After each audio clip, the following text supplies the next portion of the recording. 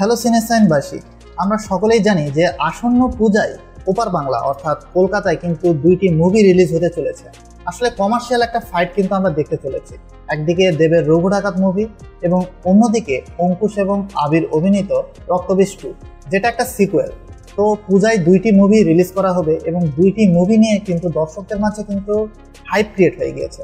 এবং আমার কাছে যেটা মনে হচ্ছে যে দেবের রঘু ডাকাত মুভিটির যে সকল প্রমোশনাল ম্যাটেরিয়ালস বা এলিমেন্টস আমাদের সামনে এসেছে, সেটা অ্যানাউন্সমেন্ট ভিডিও হোক বা টিজার হোক, এবং রিসেন্টলি কিন্তু তারা গান মুক্তি দিয়েছে ঝিলমিল লাগেরে, তো এগুলো কিন্তু আমার কাছে বেশ ভালো লেগেছে।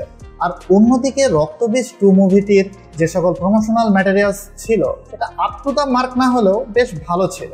এবং তারাও কিন্তু বিপরীতে একটা গান রিলিজ করেছে যেটার নাম চোখের নীলে। তো এই গানটি আমি যখন দেখলাম তখন আমি বুঝলাম যে এই গানের ভিতরে পুরো ফোকাসটাই কিন্তু মিমি চক্রবর্তী। আসলে টিজার বা ট্রেলারেও কিন্তু মিমি চক্রবর্তীর সেই ঝলকটা আমরা দেখেছি।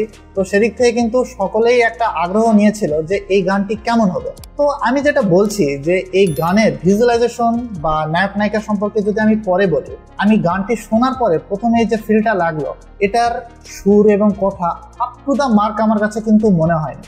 একদম সিম্পল লেগেছে, যেন মনে হচ্ছিল যে গিটার নিয়ে কোনো একটি মেয়ে গান করছে। আসলে অনুপম রয় যখন এটা লিখেছেন এবং এটার মিউজিক করেছেন, তখন হয়তোবা আমি জানি না কি হয়েছে, এই গানটা কিন্তু চাইলে আরো যত্ন সহকারে বানানো যেত।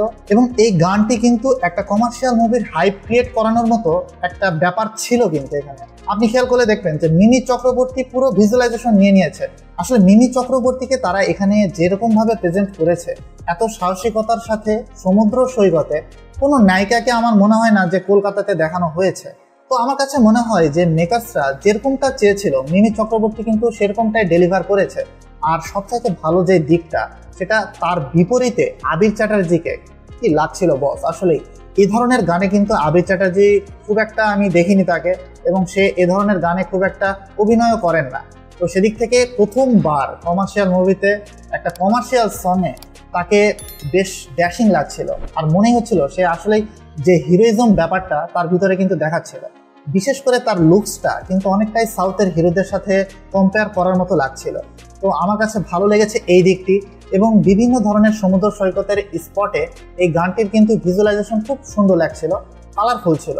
তবে আমার কাছে যেটা মনে হচ্ছে যে সুচন্দ্রিকার গলাটা মিষ্টি ছিল, এছাড়া এই গানের ভিতরে সেই বিষয়টা নেই যেটা আমি বুঝছিলাম যে এমন একটা ধুন থাকবে যে ধুনটা রিলস কিংবা শর্টে ভাইরাল হয়ে যাবে এবং সিনেমার একটা অন্যরকম হাইপ ক্রিয়েট করবে এবং সকলে সেটার উপরে কিন্তু কভার তৈরি করার চেষ্টা করবে।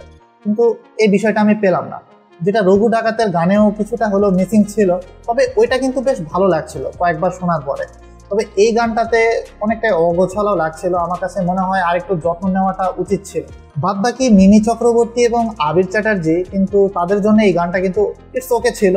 এবং মুভির হয়তোবা তাদের যে রসায়ন বা কেমিস্ট্রি বা প্রেম বলেন, সেটা দেখানোর জন্য এই গানটি ব্যবহার করা হয়েছে। তো ওভারঅল এই গানটি সম্পর্কে যদি আমি বলি, আপ টু দ্য মার্ক আমার কাছে সংটা মনে হয়নি।